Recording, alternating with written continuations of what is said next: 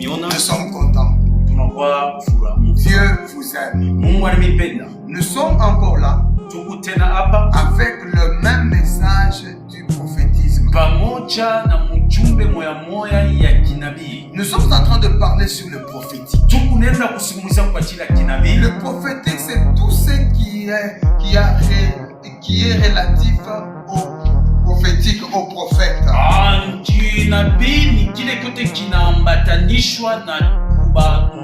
Oui, tout ce qui est relatif au prophète. Maintenant, mon problème, ma question ou la question qui est posée est de savoir qui est prophète majeur et qui ne l'est pas.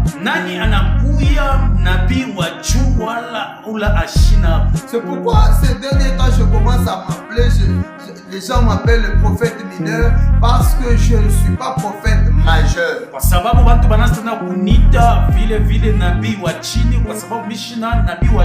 Un grand prophète, un prophète majeur qui n'est pas en Éphésiens 4:11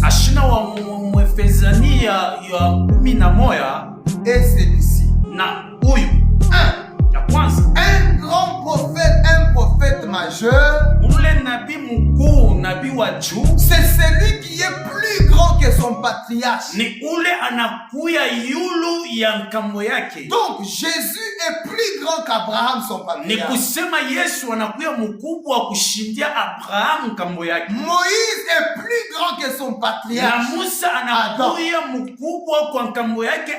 Moïse a écrit même comment on a créé Adam. C'est pourquoi l'Éternel pouvait dire en Deutéronome 18, l'Éternel vous donnera un autre prophète comme moi.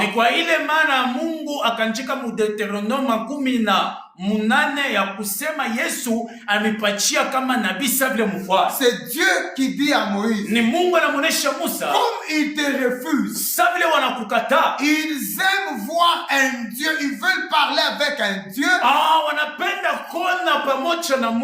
Va dire au peuple d'Israël, Israël écoute, l'Éternel vous suscitera un autre prophète comme moi, Moïse. D'entre vos frères. C'est pourquoi quand Emmanuel est venu, Dieu parmi son peuple, il pouvait marcher en Capernaum. Dieu pouvait marcher en Galilée. Écoute, un prophète majeur, quand il est né, c'est tout le monde qui est au courant de sa naissance. En Égypte, un prophète majeur est né. Même Pharaon était au courant. Et lui qui était comme super grande puissance était au courant qu'il y a un ça ne va pas. Un Dieu vient de naître.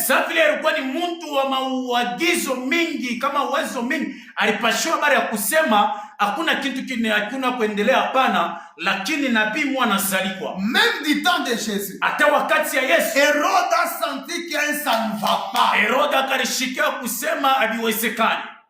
Un bébé est mailloté dans la crèche.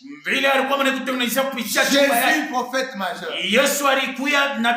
Un bébé dans une corbeille imbibée de bitume. Moïse, prophète majeur.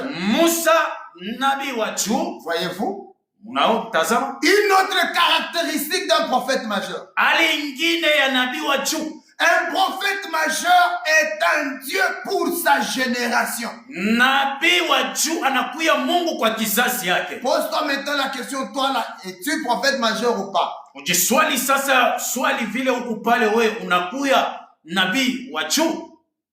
Un prophète majeur, c'est un Dieu pour sa génération. Or, nous en avons que la génération mosaïque et la génération messianique.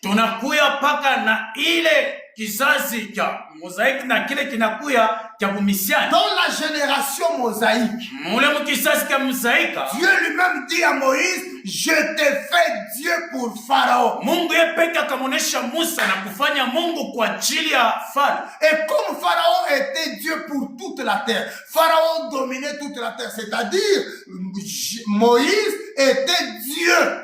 Sabule mfalo alikuya Mungu kwa ajili ya ulimwengu yote mzima, ni kusema ye Musa alikuya Mungu. Dans la génération messianique, sabule ile kizazi cha mesiani, Esaïe déclare, Yesaya akasema, car un fils vile mtoto nous est donné, un enfant nous est né, mtoto alituzaliwa, il sera appelé Dieu puissant, atajitwa Mungu wa uwezo. Zacharie aussi dit, na Zakayo akasema, Bethléem, tu n'es pas vide, certes tu n'es pas vide en toi.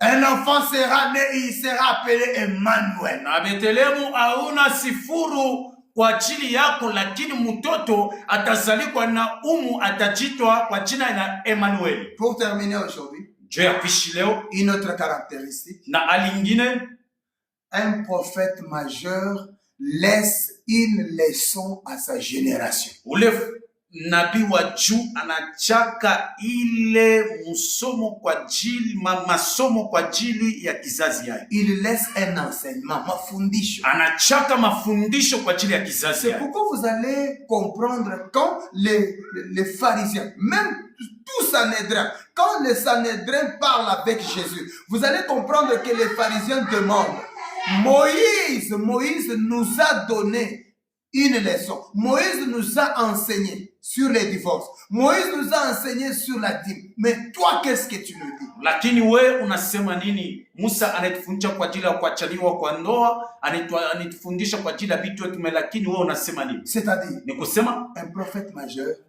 ule nabii wa juu laisse un enseignement à sa génération. Anachaka mafundisho kwa kizazi yake. Alléluia. Amen. Soyez bénis. Mubarikiwe. Que ce temps vous soit bénéfique.